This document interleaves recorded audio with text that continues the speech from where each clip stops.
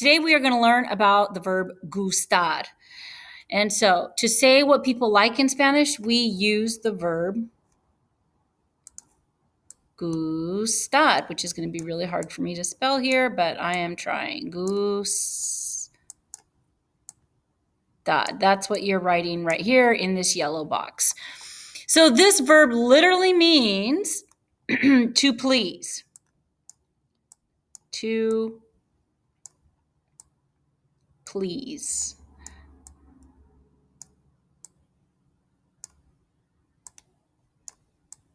Okay, sorry, that's really bad writing, but to please. So instead of saying I like pizza, what you are actually saying is pizza is pleasing to me in Spanish. The phrase I like does not exist in Spanish. So that's something that's really important that you're going to have to wrap your mind around. All right, now in order to do this, to use this verb, gustar, you need to use these pronouns. See these pronouns in purple? Me, te, le, nos, os, and les.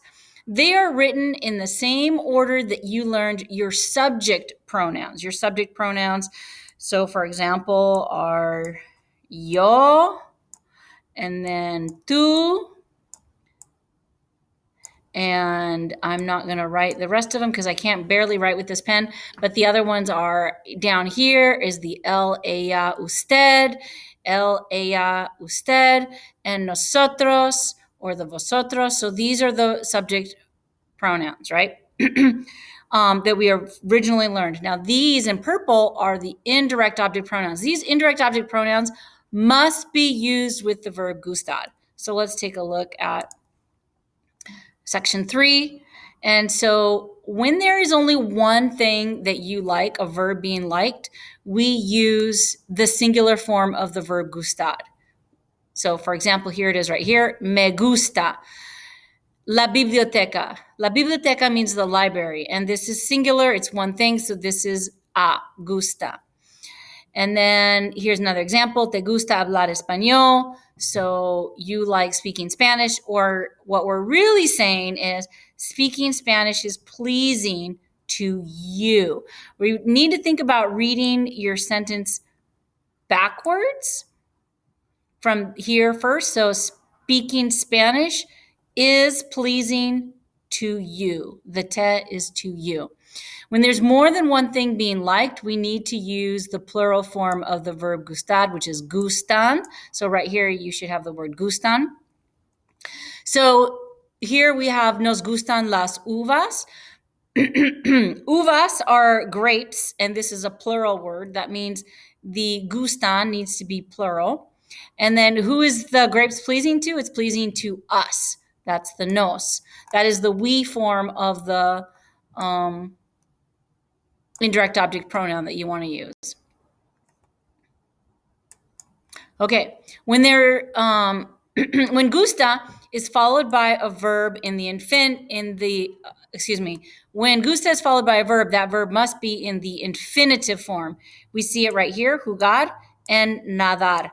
So that means you don't conjugate it. So here's my verb in green, gusta, and then the next verb right after that has to be in the infinitive. So me gusta jugar baseball is playing baseball is pleasing to me.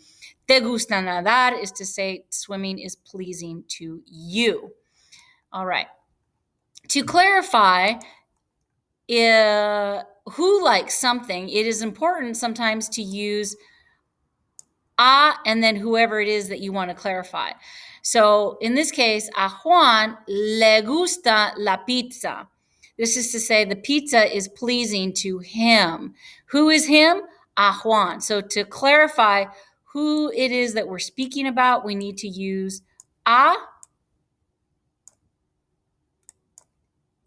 and their name, whoever it is. In this case, Juan.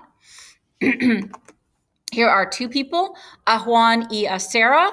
Two people means it's a they situation, so we're going to use the indirect object pronoun les. A Juan y a Sarah les gusta la pizza, or the translation is the pizza is pleasing to them. To whom specifically? To Sarah, to Juan, and to Sarah. All right. Now, the reason why you need to clarify, another reason might be, is because the word le means to him. It can also mean to her. We don't know, but we can clarify it using this structure, a plus their name. Because Spanish is a part of the Romance languages, it stems from Latin, it is passionate language, then we can use emphasis here. So we want to say things with emphasis. So the way you do that before, if you're talking about yourself, you use the phrase a mí, a mí. So right here we have a mí with an accent, okay? Oh, that's a big accent, but with an accent. And then if you want to emphasize things that are pleasing to you, you could say a and then ti, a ti. And there's an example below. Oh, I thought there was an example. I don't see it now. Anyway, it would be a ti te gustan las fiestas if it was that something was pleasing to you. In this case, we see a mí me gustan las fiestas. All right. So you might want to express things that you don't like, and we use the word no for that to say don't or doesn't. So here's an example right here, no me gusta la tarea. It is important that you notice that the no goes before the indirect object pronoun in purple.